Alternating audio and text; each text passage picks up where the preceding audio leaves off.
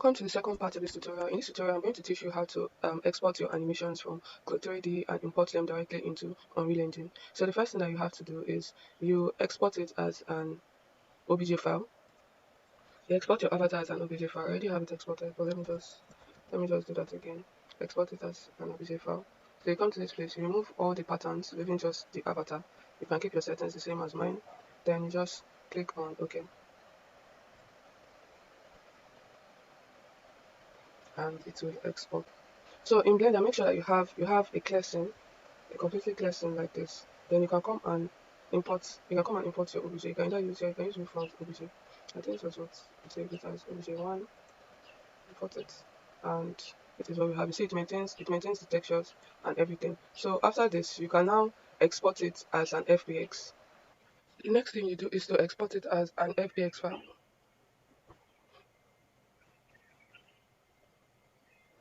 Now let me just use this selected objects. Let me be sure we select. Okay, we did not select it. Let's go back.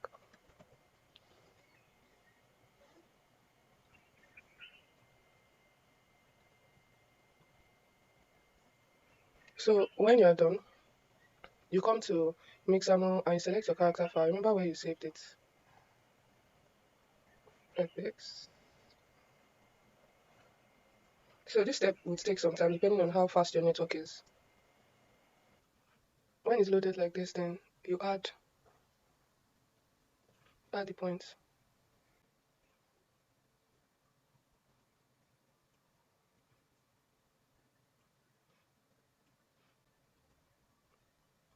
This will also take a few seconds to minutes depending on your network. So now your avatar is ready.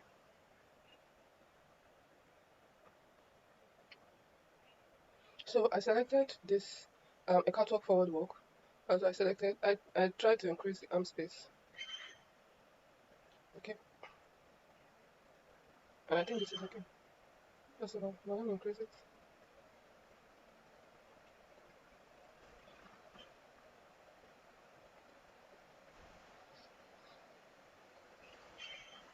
Okay, so the next step is to import the FBX that you just exported from Mixamo.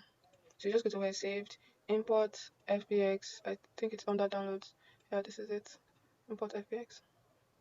Okay, so check to be sure your textures are there, and I was right, textures are missing, but this is quite easy. This is something we can fix. So let me first close the OBJ because we don't need it anymore. So now to fix this, let me quickly show you how this can be done. There are times where you could run into this issue. So it's either you try to export it as an OBJ again from Clo3d, move it to Mixamo, bring it back, like repeat the steps again. This usually happens maybe when you take a break and you shut down your system and you come back to resume your work, and something like this could actually happen. But it's quite an easy fix. Just show you how to do that. So you come back to Clo. This is where your Clo file is. So you click on it, come to this texture part. So you can now see where these textures are. So you need to know where this is. So click on this, Ctrl C to copy where it is. You can close it. Then you come to Blender. Then you go to external data, find missing files. Then you just come here, you paste it, click enter, and then it's here. So you just find missing files, and then it's back. So it might seem like it doesn't have here, but there's here. If we switch over to the cycles, you can see it's much clearer. It's on Eevee. So you can see the hair, the textures, everything is here and it looks good. So now we can continue. So most times I usually prefer not to work in render mode because it's it kind of slows down the system a bit, but it truly depends on your system. But let's just work with it like this. So you highlight everything so I can get the keyframes. You can decide to just click on the amateur, but I just prefer to just highlight everything. Remember, we've closed the OBJ. We don't need it anymore, so we've closed it. So now what I usually do, if I want it to be a bit longer, so I can just Ctrl C, Ctrl V, or sorry, let me highlight everything again here. Or you can just do Shift D actually to get it. And I try to just move it a bit. Alright, so something like this, then highlight everything, G, then move it to like maybe something like frame 25 or frame 30. This step is very important because we're going to transition it back to the original pose. So now you click on just the bone armature, you come to pose mode, you would go to pose clear transform or transform, and it's back, and click on available. So I usually prefer to move this to keyframe. Okay, wait, hold on. Let me be sure this is the only thing that's been selected. Let's move it to frame 1. Yeah, it's fine on frame 1. Press it on frame 1. So you just select everything and you come to object, transform, and okay, yeah, you come to object, apply, and you apply rotation. Yes, so that's about it. And we have an animation. You could just do just like you're off running to see what it looks like. But But it's pretty good. We have everything. So we're going to export it as an Alembic now. So you're just going to start from maybe start from frame 0 to 174. That's fine. So select everything, then you come to file, export, Alembic. Make sure you are saving it where you want it to be. I think I can save it. Yeah. Okay, yeah, fabric, ABC. Let me say fabric model. Come here, just click on selected objects, leave everything as it is, and export Alembic. As usual, the speed of this process depends on your laptop. Okay, and it's done. And the next thing is you come to Clo, and you can now delete your avatar. Although most times what I usually do, I save it as another project, like in case I have issues and I want to go back to my original file. Let me say Unreal Animation, just to be on the safer side. Okay, and it's saved now, so now I can confidently delete this avatar. Delete avatar. So now I'm going to import add. Make sure you use import add, not import add. Come to Alembic. Click on yes, this is what it is. Make sure the scale is on meter. Okay, I think we're good to go. So quick one, make sure that when you were exporting it, the frame rate was actually on 30. So come back. Okay, it's on 30 because this could cause issues later on. So just be set that it's actually on 30. So if something like this happens, just come to animation. You can move it a bit forward, then you press 2 and it's back. See, then you can press it back to the beginning. So now we're going to record the motion. So make sure this stability quality it's on animation stable. Then you just start recording, press record, and you begin. So while this is happening, you could be rotating it and moving it to be certain it's simulating the way you want it to simulate. You can see this remaining time. This depends on your laptop specification. So if your laptop is more on a low end, you would spend more time. You spend more time on this.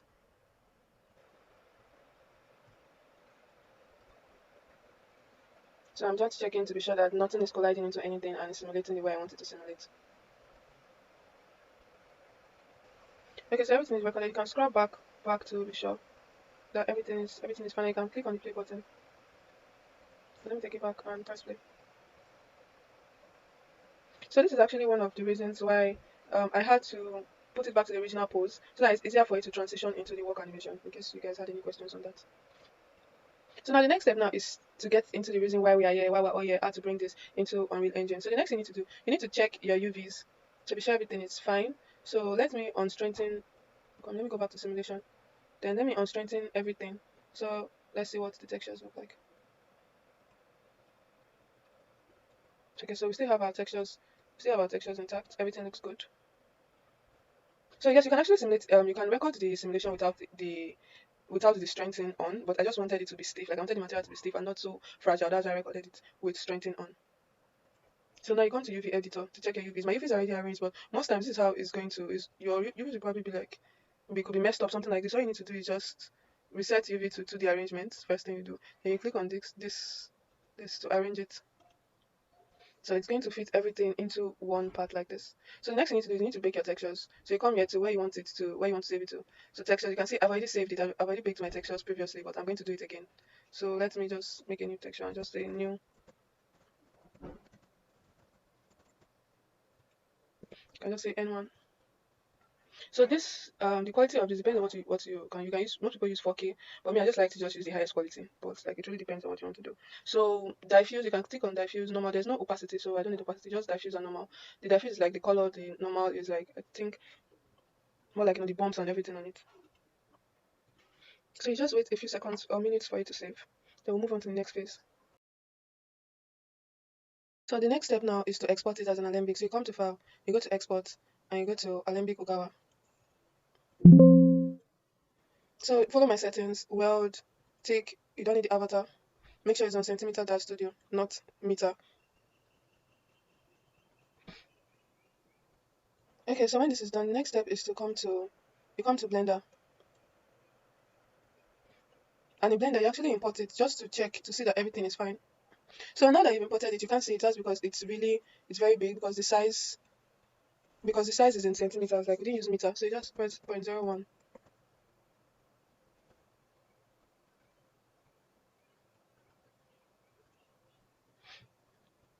Okay. So now you can see it here. Everything looks good. So the next step now is you play it to be sure everything is fine.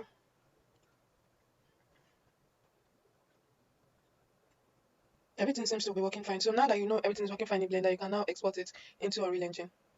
So I usually prefer to hide this. So you just press A, and now we want to export the avatars and FBX. So export, and this time around by exporting it to, let me say, FBX Unreal. I've done this before, but I when I was recording, the audio was not recorded as well. That's why I'm doing it again. So make sure this is copy. Click on this selected object, and that is it. That's everything. So I'm going to wait a minute so you can see the settings are compared with yours, and export FBX. So now the next thing to do is to come to Unreal Engine. Like I said, I've done this before, but the audio was off, so I'm just going to redo it. Now that we are in Unreal Engine, this is the scene I'd like to use. Make sure you open new folders for it. Create a folder for FBX, create a folder for texture. You don't need a folder for your Alembic because it's just one file. So now let's import the FBX file here. So go to where it is saved, FBX Unreal, drag it in. So now this place, you need to cross-check the settings. Import animations is ticked on. Create new materials. I think that's just about it. There's really nothing so serious about the import of the avatar at all. So you just import it and wait a few seconds. 1 minute.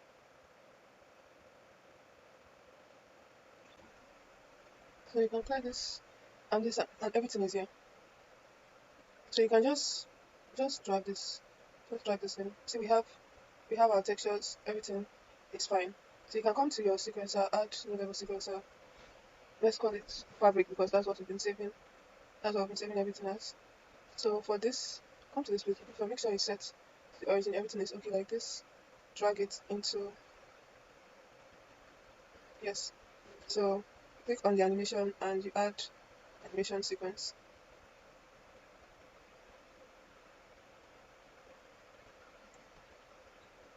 Let's add the second one. Okay, yeah, this is better because if you notice, the other one that we added did not start from the A pose, and I needed to start from the A pose so that the fabric is also in the same pose as well. So this is it. We could work on the lighting later to be sure everything looks good. But now we've done this. So the next step now is to import your Alembic.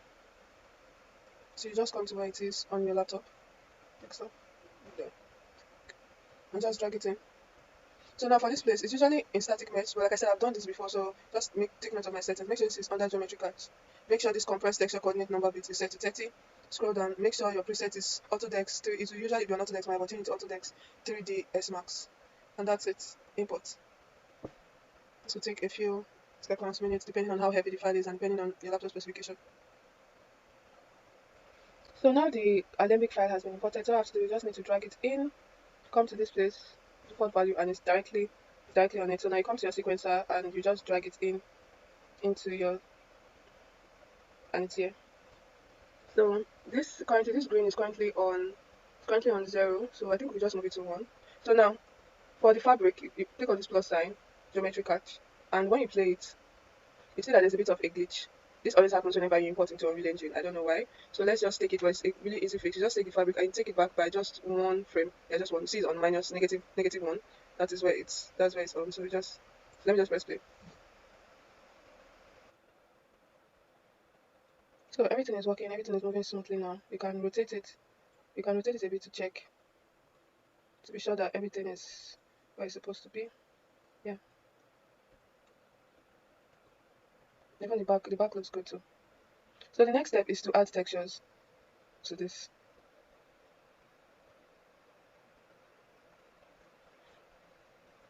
So now you have to import your textures into it.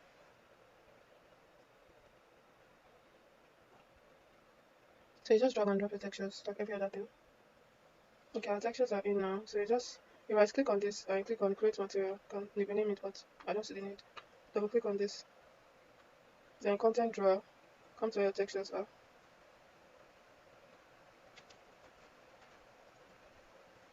So I want to drag in the normal to this. Just plug in your normal. And you save. So you just drag this. Give it a few seconds. It has applied. And this is how we can successfully take our work from Clo3d into Unreal Engine.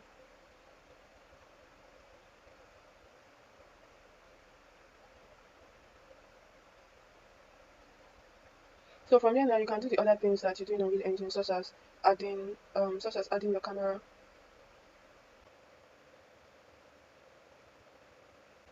Just going to do a quick scene.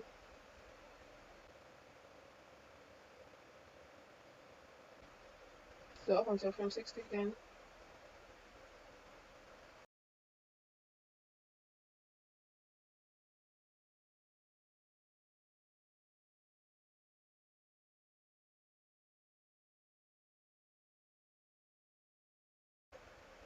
So you can make your adjustments from here really. So personally I think it's too fast. Like the zooming in is too fast, that's what I think. Let's make it, yep. Okay, I think this is so much better. The only thing I don't like about this is the light, so I'm just going to fix the light. That's just what I'm going to do.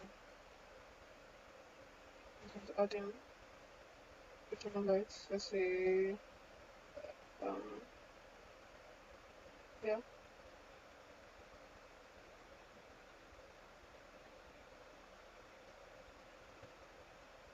Just something like I think even a red light is too much. I mean just a point light is okay. Yeah. But I just want to brighten up the face just a bit. Yeah. I think that's fine. Then I will just come to the intensity and maybe take it down to just 2. I think this is fine. I do not like the amount of shadows on her face. So let's change this to cinematic view.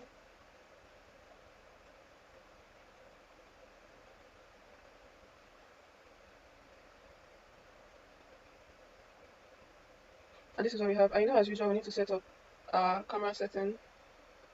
So I'm going to set this to, yeah, I think we're good to go. Just something very simple. For your own personal project you can go all out, do all the camera tricks and all the lighting tricks that you know. But we're just going to end this video here. Thank you so much for watching the 2-part videos and see you next time.